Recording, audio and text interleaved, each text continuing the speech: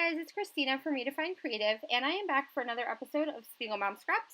And this week at Spiegel Mom Scraps, the theme is hand stitching, which if you know me or you know anything about my channel, you know that I absolutely adore hand stitching. So I am going to be recreating this huge mermaid tail to kind of be a major design element in the middle of my page. So I've taken two different pattern papers. The small one with the stripes is from the 6x6 paper pad from the Pink Paislee Summer Lights collection. And then the bigger one is also from that same collection. So I have kind of a brighter tail and then like fin section and then a little bit more muted body.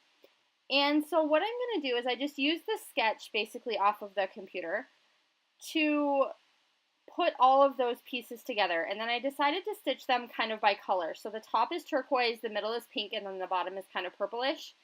And then I did the stitching on the tail in white. And I did all of that stitching off camera because if you have ever hand stitched, you know that does take a little bit of time. So miraculously, through the magic that is YouTube, I have this beautifully hand stitched mermaid tail completely ready for you to go in seconds. And so I've taken a pattern paper from that same exact collection and mounted my white cardstock onto it, leaving just a little bit of a border around the outside. And that was the pattern paper that looked kind of like water.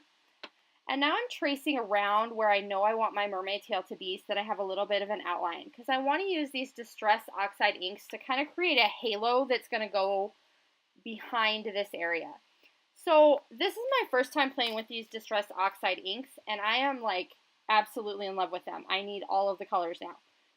They create such a cool look really easily. So what I wanted to do was kind of create a layered look where I have three different colors that kind of blend into each other.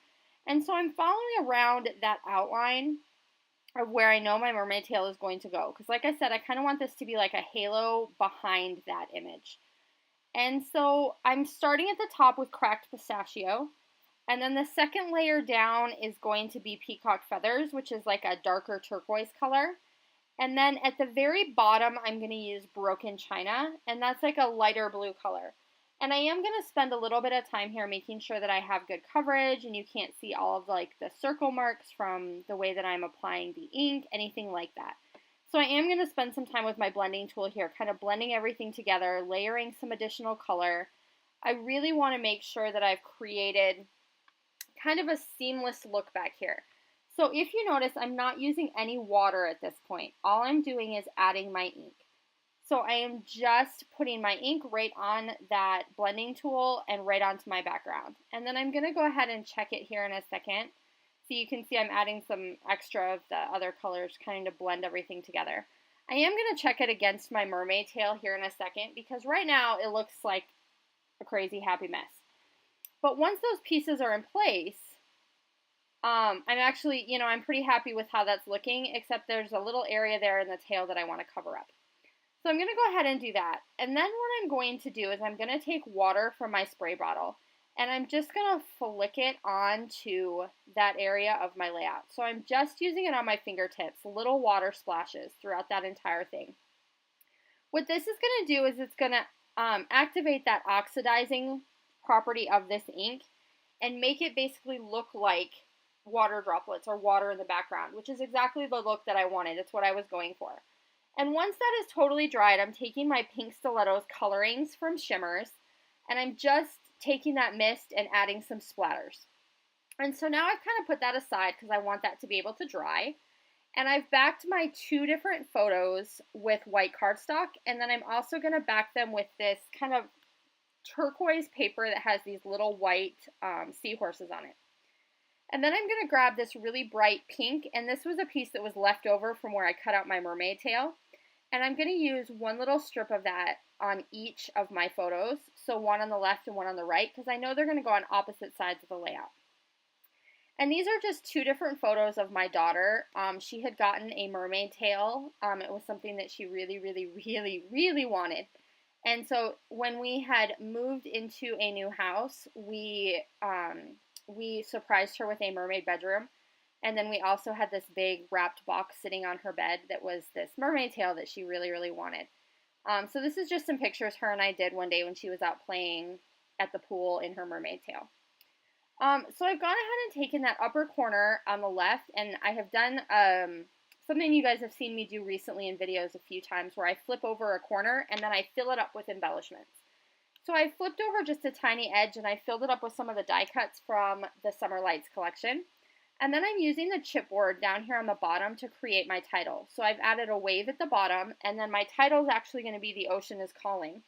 And then I've nestled in this little seahorse, and then I'm going to get this starfish in there as well.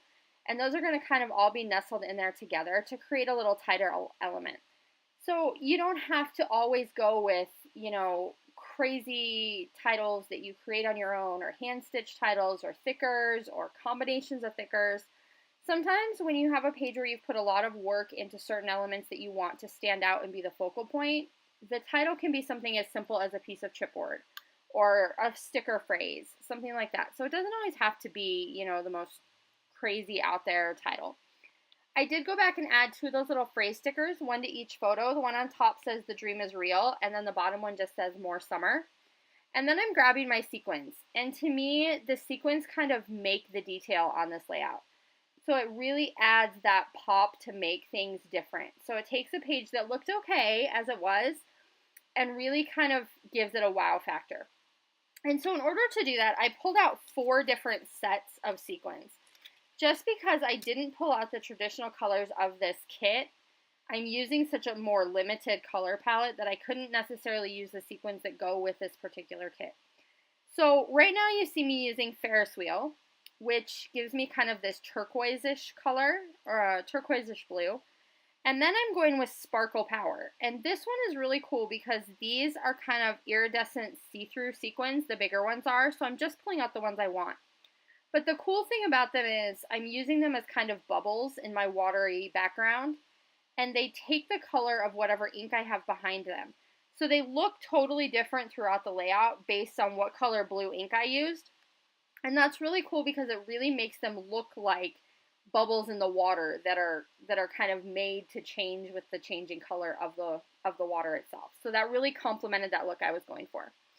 Then I've gone ahead and pulled out the Sweet Summer Vibes, and that's where I'm getting this like purplish color from, this darker. And then I also pulled out Pink Parade, and this is where I'm getting the lighter pink from. So I kind of had to be careful with which sequins I use from which collections, and I do that a lot where I kind of mix my own because I don't necessarily take all of the colors of a certain collection and put them together. And that is going to do it for this layout.